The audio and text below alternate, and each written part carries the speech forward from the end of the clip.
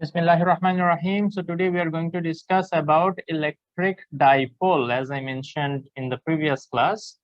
So what is electric dipole? Let us say we have taken two equal amount of charge. Okay, both are q coulomb, but the nature is opposite. That means one is positive q coulomb, another one is negative q coulomb. Okay, so we have taken same amount of charge but of opposite nature and kept them apart by a distance which is very small. Okay, we have kept them apart by an amount of distance which is very small. Small bolte কতটুকু small আমি তোমাদেরকে একটা idea দিই। Distance গুলা মাঝে মাঝে দেখবে এরকম হবে 25 into 10 to the power minus 6 metre. মানে বুঝতে পারতেছো এটা কত ছোট? যেমন এই যে 10 to the minus 6 তো তার মানে 1 2 আরো 4টা শূন্য আসবে আগে। এরকম টাইপের ছোট ছোট মানে এতই কাছাকাছি ওদেরকে রাখতে হবে। যদি ডিপোল আমরা ক্রিয়েট করতে চাই আমরা ওদেরকে খুব কাছাকাছি রাখতে হবে। ওকে, তো 10 to the power minus 6 এটাকে আসলে যে মাইক্রো বলে। আমরা মাইক্রোমিটার যদি লিখি তাইলে বুঝাবে যে মনে করো কেউ একজন লিখলো 25 মাইক্রোমিটার। তো 25 মাইক্রোমিটার মানে হচ্ছে 25 into 10 to the power minus 6 metre. ঠিক আছে, তো এরকম মাইক্রোমিটারে আমরা ডিসটেন্স মেজার করবো। এই মাঝখানে ডিসটেন্সটা খুবই ছোট। আচ্ছা, তো এই মাঝখানে যে ডিসটেন্সটা এই ডিসটেন্সটাকে আমরা ধরবো হচ্ছে 2l। ওকে, তোমরা তো ভাবতে পারো স্যার কেন এল ধরবেন না, 2l কেন, সেটা আমরা একটু পরেই বুঝবো ইনশাআল্লাহ। ঠিক আছে, তো so the system that we have developed here is like this: two equal amount of charge but of opposite nature has been kept by a distance which is very small. So the system that we have developed is called electric dipole. Is it clear?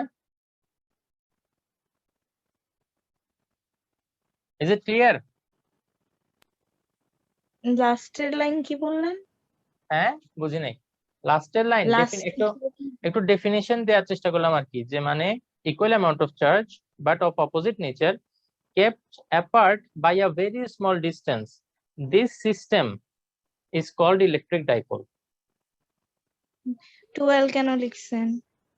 2l এই যে distance, মাঝখানে ডিসটেন্সটাকে আমরা generally l ধরি তাই না, অথবা r ধরি, d ধরি, কিছু একটা ধরি, বাট 2l কেন, এই 2lটা কেন সেটা আমরা একটু পরেই বুঝবো।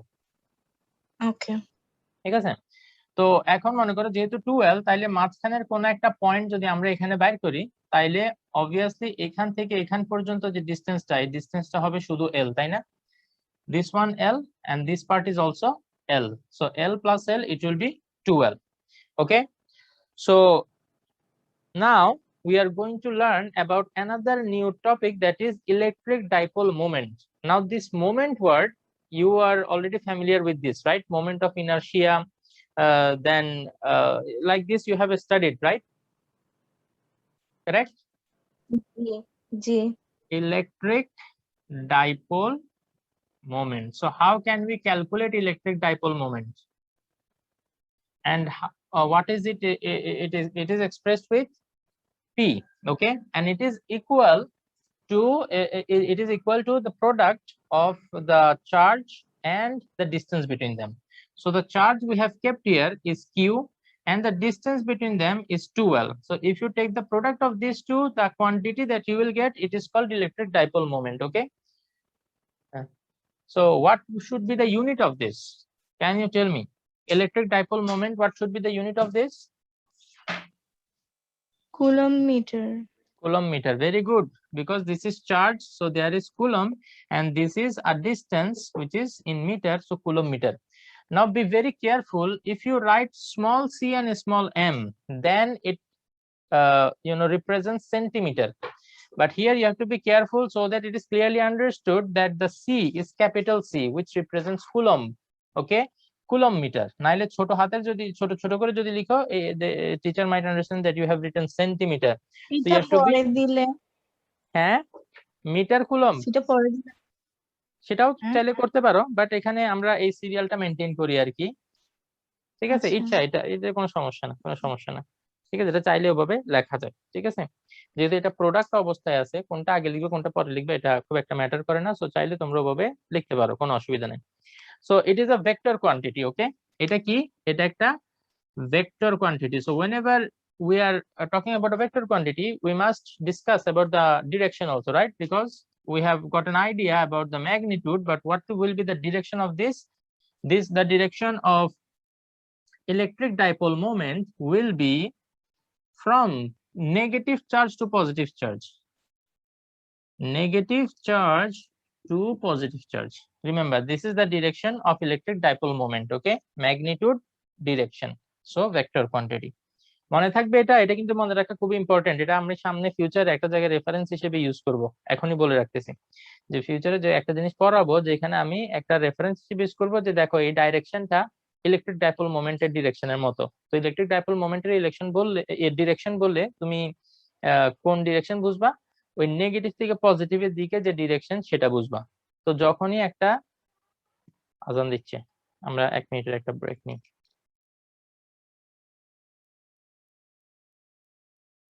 আচ্ছা, so let us continue. So we have learned how to calculate the electric dipole moment, okay? So now let us solve a problem on it, okay?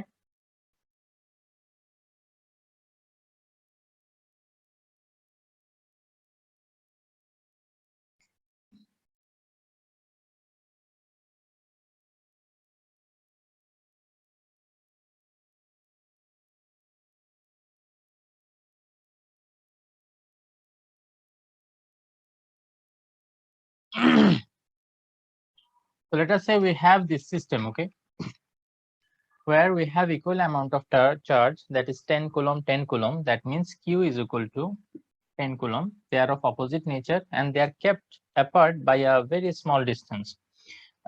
That distance 3 mu meter. Now this 3 mu meter, please remember, this is not the value of L. This is the value of 2L. Okay. So 3 mu meter means 3 into 10 to the power 6 meter. এটা mu যে সেটা তো তোমরা জানো না। Mu লেটারটার নাম হচ্ছে mu, alphabet আর কি মিউ, এটাকে আমরা পড়ি মাইক্রোমিটার। ঠিক আছে, এটার মান হচ্ছে 10 to the power -6.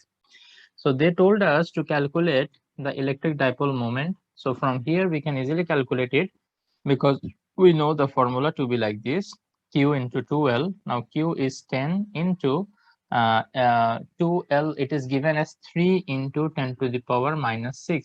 So many students often make this mistake. They keep this 2 here and put the value of L as this one. So it gets doubled, okay? Please don't make this mistake. So this one will become 3 into 10 to the power, as we have power 1 here, 1 minus 6, it will be 10 to the power -5. So the unit is coulomb meter. Is there any doubt? No. Okay. Now the next we are going to topic is we are going to see a derivation for electric intensity, okay, for electric dipole on a point which is on the axis. Oh, I guess I forgot to tell you what is the axis of electric dipole. Okay? So let us say we have Q coulomb charge here, which is plus, and minus Q coulomb charge, which is minus, and the straight line joining them is called the axis of the dipole. Understood?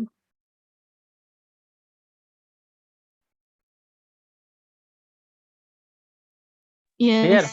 Here, this line G. joining the charges is called the axis of the dipole. Now, this axis is a line, okay? It can be extended up to infinity on both the sides. Okay, axis is a line which can be extended up to infinity. So on this point, on this line, at any point, we want to know what is the electric intensity, what is the expression for electric intensity we want to know. Let us say we have taken a particular point here. Okay, let us say this is A, this is B, and this is C. So we want to know at point C what is the electric dipole, sorry, electric intensity. Okay, E, mone ache electric intensity amra E দিয়ে express kortam. So we want to find an expression for this at the point C. So how can we do that? So for that we need to find out the distance first. Okay, so how we are setting up the distance? Please take a look carefully. So this distance we represent by 2L. Now let us say this is the middle point. Okay, middle point of the two charges. So from this middle point, the distance of one charge, we can consider it to be L. And let us consider from the middle point, the distance of this point C is R.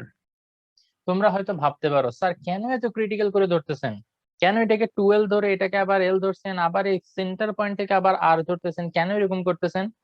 এটা যখন আমরা ডিরাইভেশনটা complete করব, সেই ডিরাইভেশনের এক্সপ্রেশনটা দেখে তোমরা বুঝে যাবে যে কেন আসলে এরকম করলাম। এভাবে করলে আমাদের এই যে এক্সপ্রেশনটা অনেক সিম্পলার একটা এক্সপ্রেশন আছে, এটা আমরা দেখবো ইনশাআল্লাহ। ওকে, আচ্ছা তাহলে কি বললাম, এটা হচ্ছে 12 the distance between the two charges, আর মিডল পয়েন্ট থেকে একটা চার্জের ডিসটেন্স L, আর মিডল পয়েন্ট থেকে যে পয়েন্টে আমরা ইলেকট্রিক ইন্টেন্সিটি বের করতে চাই সেই পয়েন্টের ডিসটেন্স হচ্ছে R।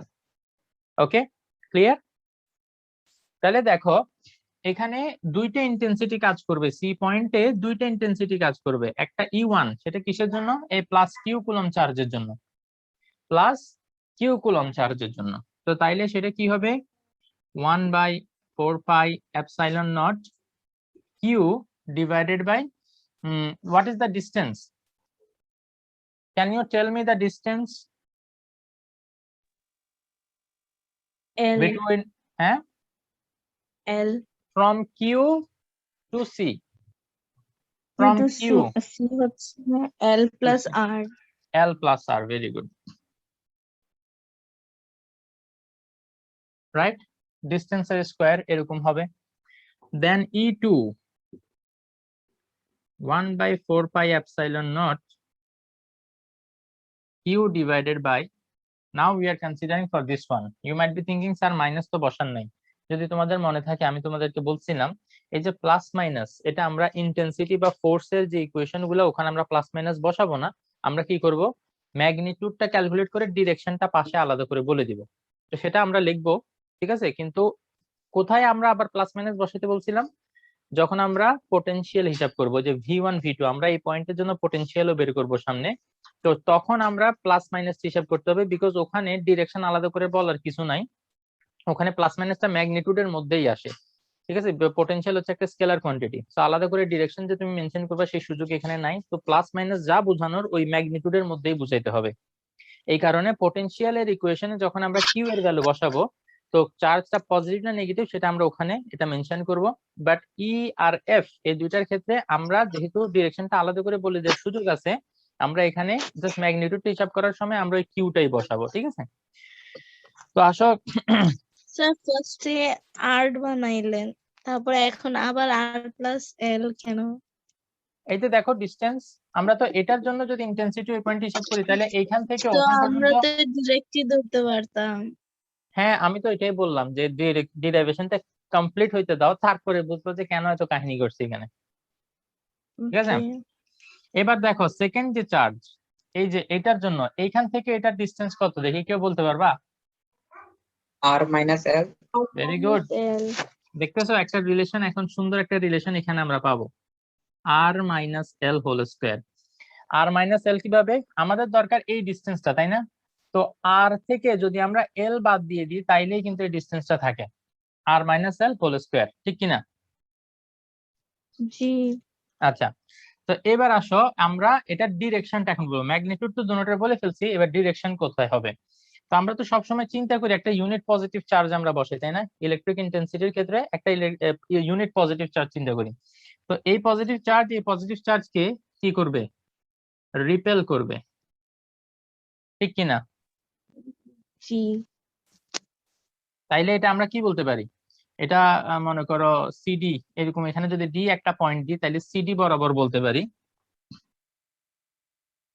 অ্যালং সিডি, অ্যালংটা আগে লেখা দরকার, অ্যালং সিডি।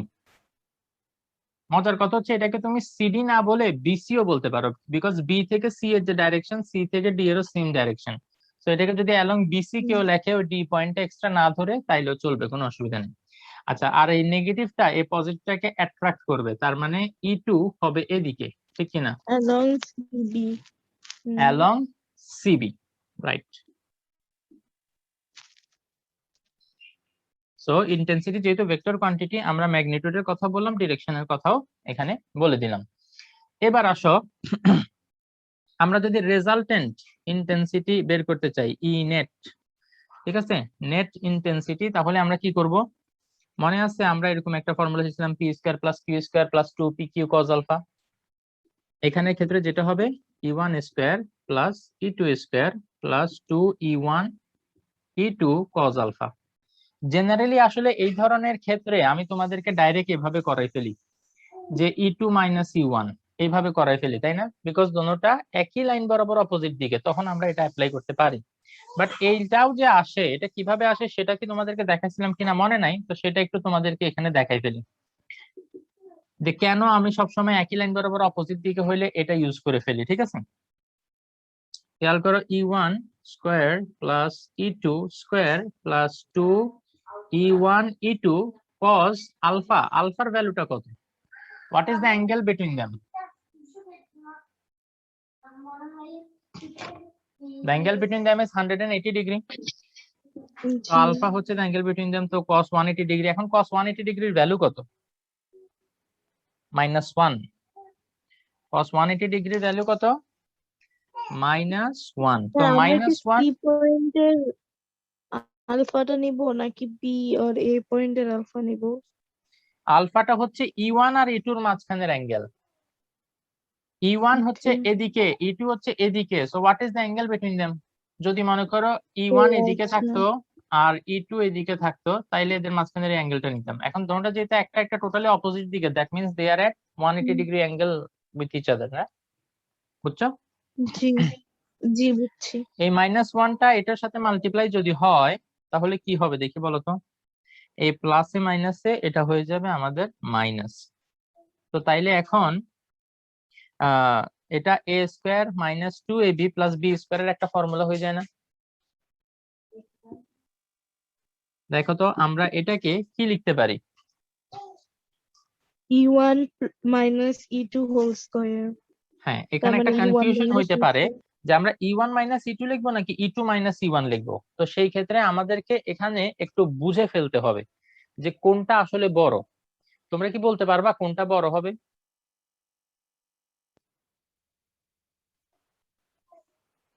E2 বড় হবে। কমন সেন্স দিয়ে বোঝা যায়, তাই না? তোমরা এখন এতটুকু মানে জিনিসটা বুঝে গেছো আর কি। অবশ্যই E2 টা বড় হবে, বিকজ E2 টা কে অ্যাপ্লাই করতেছে? কিউ। কিউ খুব কাছে থেকে অ্যাপ্লাই করতেছে। কিউ এই প্লাস কিউ যেটা অ্যাপ্লাই করতেছে E1 টা, ওইটা অনেক উইক হবে বিকজ কিউ থেকে অনেক দূরে। খেয়াল করো দোনোজনের কিন্তু চার্জ সেম, তার মানে এখানে ডিসাইডিং ফ্যাক্টরটা কি? ডিস্টেন্স। যেখানে ডিস্টেন্স কম সেখানে ফোর্স বেশি, ইন্টেন্সিটি বেশি, রাইট? যেহেতু চার্জ সেম, জেনারেলি আমরা ই এর যে ইকুয়েশন, সেই ইকুয়েশনে ডিসাইডিং ফ্যাক্টর থাকে দুইটা, কিউ আর ডিস্টেন্সটা। তো কিউ যেহেতু দুইটার ক্ষেত্রে সেম, ডিসাইডিং ফ্যাক্টর এখন হয়ে গেছে শুধুমাত্র ডিস্টেন্স। তো ডিস্টেন্সের সাথে ই এর উল্টা রিলেশন, যেহেতু ডিস্টেন্সটা এখানে নিচে, উল্টা রিলেশন। ডিস্টেন্স কম হইলে ইন্টেন্সিটি আরেকটা বেশি। জিনিস ইকুয়েশন থেকে আমরা বলতে পারবো, হ্যাঁ, এই যে ই আর E2 এর ইকুয়েশন, আর উপরেরটা বড় মানে উপরের ডিস্টেন্সটা বড়, নিচের ডিস্টেন্সটা ছোট। এটাই বলতেছি আমি যে এখানে ডিস্টেন্সের সাথে ইন্টেন্সিটির উল্টা রিলেশন। ডিস্টেন্স যেহেতু এখানে বেশি, এটা হবে কম। আর যেহেতু এখানে ডিসটেন্স কম, ইন্টেন্সিটি বেশি, তার মানে E2 এর ভ্যালুটা বেশি। তো E2 এর ভ্যালুটা যেহেতু বেশি, আমরা যেটা বুঝেই ফেলছি, তাইলে E2 টা আমরা একটু আগে লিখবো। ঠিক আছে, E2 minus E1 whole square. এটাকে চাইলেই আসলে এটা আমরা a minus b whole square, যে কথা b minus a whole square same কথা। অনেকে আবার এটা মানতে চায় না, কি a minus b whole square আর b minus a whole square same কথা কিভাবে হইলো? মনে করো তোমাকে আমি বললাম 5 মাইনাস 3 হোল স্কয়ার, আবার 3 মাইনাস 5 হোল স্কয়ার। যদি দোনোটা আমি ইকুয়াল দেখাইতে পারি তাইলে তো তুমি এটা মানবা, তাই না? 5 থেকে 3 গেলে 2 থাকে, তো 2 এর স্কয়ার করলে 4। স্কয়ার করলে বেসিক্যালি তো এটা চলেই এটাই যাবে। হচ্ছে ঘটনা, এটাই হচ্ছে ঘটনা। 3 থেকে 5 গেলে -2, তো -2 কে স্কয়ার করলে আলটিমেটলি 4 আসে। তো তার মানে এখানে ভিতরে কোনটা আগে কোনটা পরে লিখতেছি ডাজন্ট ম্যাটার, এটা আমরা আমাদের সুবিধা মতো লিখতে পারি। তো তাহলে পরে আমরা এখানে √আর স্কয়ার এটা কাটাকাটি গিয়ে আমাদের কি থাকে? E2 মাইনাস E1 থাকে। তো এই কারণে আসলে একই লাইন বরাবর যখন অপোজিটের দিকে থাকে তখন আমি ডাইরেক্ট এটা দিয়ে কাজ করে ফেলি। ঠিক আছে, তো এখন E2 মাইনাস E1 করো। আমরা ই নেট এটা বের করার চেষ্টা করতেছি, ওইটা ইকুয়াল টু আমরা পাইছি E2 মাইনাস E1। দেখি এটা একটু উপর থেকে লেখা শুরু করি। ই নেট ইজ ইকুয়াল টু আমাদের হয়ে গেল এখন E2 মাইনাস E1। তো E2 এর ভ্যালু বসাও 1/4 পাই এপসাইলন নট। আচ্ছা, এটাকে আমি চাইলে শুধু সি হিসেবে লিখতে পারি না? কুলম্বস কনস্ট্যান্ট শুধু সি হিসেবে লিখি, কেন এত বড় লেখাটা লিখবো? C into Q divided by R minus L whole square minus C into Q divided by R plus L whole square. তো তাইলে এখন এখান থেকে সিটা কমন নিয়ে ফেলা যায়, সি আর কিউ কিউ কমন নেওয়া যায়। হ্যাঁ রাইট, সি আর কিউ দুটোটা কমন নিয়ে ফেলি। তাইলে সি আর কিউ দুটোটা কমন নিয়ে ফেললে এখানে কি থাকবে? R minus L whole square minus R plus L whole square, উপরে 1 উপরে 1। ওকে, এখন আমরা এখানে যদি এলসিএম করি, আমরা এই রেজাল্টেন্ট ইন্টেন্সিটির একটা এক্সপ্রেশন ডেভেলপ করার চেষ্টা করতেছি। তো তাইলে সেটা আমরা কিভাবে করতে পারি? এলসিএম করি, তাইলে R minus L whole square into R plus L whole square, এই দুইটা একসাথে আসবে। Then R plus L whole square into 1, R plus L whole square minus 1 into R minus L whole square, R minus L whole square. এখন এটা একটা ফর্মুলার মধ্যে ফেলা যায়, তোমরা কি সেই ফর্মুলাটা মনে আছে তোমাদের? কোনটা? a 4ab square minus b square. No a square minus b square apply করেও তোমরা করতে পারো, অথবা ডাইরেক্ট একটা ফর্মুলা তোমাদেরকে আমি মনে করে দিতে পারি, এটা করোলারি ছিল বেসিক্যালি, সেটা হচ্ছে 4ab। 4ab is equal to 4ab equal to ছিল a plus b whole square minus a minus b whole square, এরকম একটা বিষয় ছিল। তো এখন দেখো a আর b এর জায়গায় আর আর এল, তো R plus L whole square minus R minus L whole square, তাহলে 4 আর এল আমি এখান থেকে লিখতে পারি না? এটা কি জি। প্রুফ দেখতে চাও? তোমরা প্রুফ দেখতে চাও? না না, কেন? এটা ডাইরেক্ট ফর্মুলা আমরা শিখে আসছি এসএসসি লেভেলে, সো আমরা ওটার পিছনে সময় নষ্ট করব না। তো তাইলে এখান থেকে আমরা ডাইরেক্ট এই যে ই নেট ইজ ইকুয়াল টু আমরা লিখে ফেলতে পারি সি কিউ, এটা তো থাকবে, আর উপরে হয়ে যাবে 4 আর এল, আর নিচে কি হবে দেখি বলো তো? নিচে যে আর plus L into R minus L whole square লিখতে পারি না? কারণ এটার উপরে স্কয়ার আছে, ওটার উপরে স্কয়ার আছে, তো দুটোটাকে একটা ব্র্যাকেটের মধ্যে ঢুকাই আমরা হোল স্কয়ার করে দিলাম, ঠিক আছে? তাইলে এখন উপরের এটা সি, এটা এদিকে থাক, কিউটাকে আমি ওইদিকে নিয়ে যাই, 4 কিউ আর এল। এখন এটা কি হয়ে যাবে? এ প্লাস বি ইন্টু এ মাইনাস বি, এ স্কোয়ার মাইনাস বি স্কোয়ার, ভিতরেরটার জন্য এটা। দেন আবার পুরোটার উপর একটা স্কোয়ার আছে, তো পুরোটার উপর একটা স্কোয়ার দিতে হবে, রাইট? জি। তো এইটা হচ্ছে একটা এক্সপ্রেশন যেটা দিয়ে আমরা বের করতে পারবো, বাট এই এক্সপ্রেশনটাকে ফার্দার আর একটু ডেভেলপ চাইলে করা যায়। কিভাবে ডেভেলপ করা যায়? অনেক সময় আমরা এটা ইউজ করবো, আবার অনেক সময় যেটা আমরা ডেভেলপ করতেছি সেটা ইউজ করব। It depends on the given information. Okay, so কিভাবে? সি ইনটু, দেখো তো 4 কিউ আর এল, আমরা একটু আগে ইলেকট্রিক ডাইপোল নামে একটা জিনিস শিখছি। ইলেকট্রিক ডাইপোল জিনিসটাতে কি ছিল? ইলেকট্রিক ডাইপোল জিনিসটাতে ছিল কিউ ইন্টু 2l, এটা ছিল ইলেকট্রিক ডাইপোল। তো এটা আমি ফার্স্টে লিখে ফেললাম। এখন এটার সাথে এটা যদি মিলাইতে চাই তাহলে আর কি কি মাল্টিপ্লাই করতে হবে দেখো তো? দেখো এখানে 2 আছে, এখানে 4, তার মানে আমাকে একটা 2 মাল্টিপ্লাই করতে হবে এবং আরেকটা আর মাল্টিপ্লাই করতে হবে, রাইট? তাইলে এখন উপরে জিনিসটা মিলে গেছে। ওকে, তাহলে নিচে এখানে আর square minus L square whole square, তাইলে ই নেট ইজ ইকুয়াল টু আসতেছে সি ইনটু এই যে মাঝখানে যে পার্টটা কিউ ইনটু 2l, এটা হচ্ছে ইলেকট্রিক ডাইপোল মোমেন্ট, সেটাকে আমরা পি দিয়ে এক্সপ্রেস করছিলাম। তাইলে আমি কি এটাকে লিখতে পারি 2pr divided by R square minus L square whole square. তো এই যে এটা হচ্ছে আমার আরেকটা এক্সপ্রেশন যেটা দিয়ে কিনা আমরা কি করতে পারি? ইন্টেন্সিটি বের করতে পারি। তো এবার তোমাদের কোশ্চেনটার আনসার দিই, কেন ডিসটেন্স গুলাকে এত ঝামেলা করে ধরলাম? সেটার কারণেই দেখো এখানে আর প্লাস এল আর মাইনাস এল, এটা থেকে আর স্কয়ার মাইনাস এল স্কয়ার একটু মোটামুটি দেখতে ভদ্র কিছু একটা এক্সপ্রেশন আসলে আসে, ঠিক আছে? যদি আমরা এটাকে এভাবে না ধরতাম তাহলে কি হইতো দেখি বলতো? এখানে ক্যালকুলেশন গুলো আরো অনেক ক্রিটিক্যাল হইতো। তো আমরা ফিগারটার মধ্যে এই জিনিসটা যদি একটু ভালো মতো বুঝে মনে রাখতে পারি, আমাদের এই ইকুয়েশন গুলো অনেক ইজি হয়ে যাবে। এটার উপরে বেস করে আমরা একটা প্রবলেম সলভ করব, বাট সেটার আগে অবশ্যই তোমাদেরকে এটা মাথার মধ্যে ভালো মতো বসাই ফেলতে হবে কোনটা কি এখানে, ঠিক আছে? এই যে যখনই আমরা এল এর ভ্যালু বসাবো তোমার বুঝতে হবে এল বলতে এটা বোঝাচ্ছে, আর এর ভ্যালু যখনই বলবে তখন এই যে এইখান থেকে ওই ডিস্টেন্স বোঝাচ্ছে। অনেক সময় দেয়া তোমার এই ডিস্টেন্সটা দেয়া থাকবে, কিউ থেকে এটার ডিস্টেন্স দেয়া থাকবে, তো সেখান থেকে তোমার আর এর ভ্যালুটা বের করে নিতে হবে। তো এগুলো আমরা সামনে ম্যাথমেটিক্যাল প্রবলেমের মধ্যে দেখবো, ঠিক আছে? তবে ফিগারটা মাথার মধ্যে ভালো মতো বসায় ফেলো, ফিগারটা ভালো মতো স্টাডি করো তোমাদের। আচ্ছা, আমি যেটা তো তোমাদেরকে বলতে একটু চাচ্ছিলাম, কষ্ট করে সাইডে যাবেন, একটা একটু দাঁড়াও, স্ক্রিনশট নিব। দাঁড়াও আমি বলি। তোমাদের এই যে 20 মিনিট ব্রেক দিয়ে আরেকটা ক্লাস না, জি আমি বলতেছিলাম কি আমরা কন্টিনিউয়াসলি করে ফেলি, ব্রেকটা এখন না দিই একবারে, ওকে কারণ 20 মিনিটে যেটা হয় কি না, তাড়াহুড়া করতে গিয়ে নামাজটা প্রপারলি পড়তে পারি না। তো বেটার একবার, এটাই বেটার যে মানে আমি একবারে ক্লাসটা শেষ করে তারপরে এবার আরামসে আমরা রিল্যাক্সে নামাজটা পড়তে গেলাম, কি বলো? ওকে ভাতটাও আরামসে খাওয়া গেল। সবাই যদি এগ্রি করো তাইলে একটু এটা দাও, তাইলে আমি ক্লাসটা কন্টিনিউ করব। ওকে। সবাই এটা দিচ্ছে না, থামস আপ দিলে আমি কন্টিনিউ করব।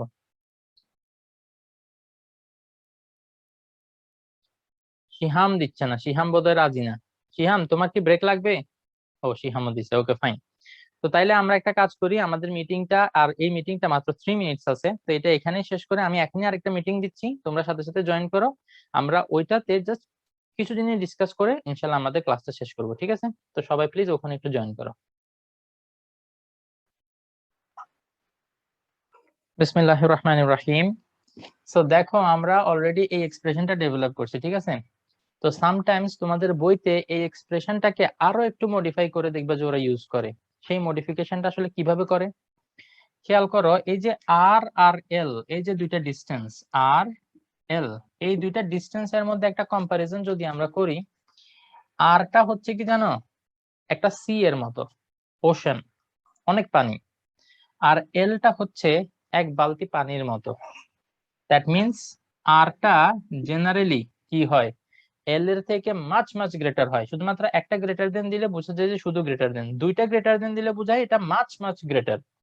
মাচ মাচ গ্রেটারের মিনিং হচ্ছে এটা যে মানে compare to this one is negligible.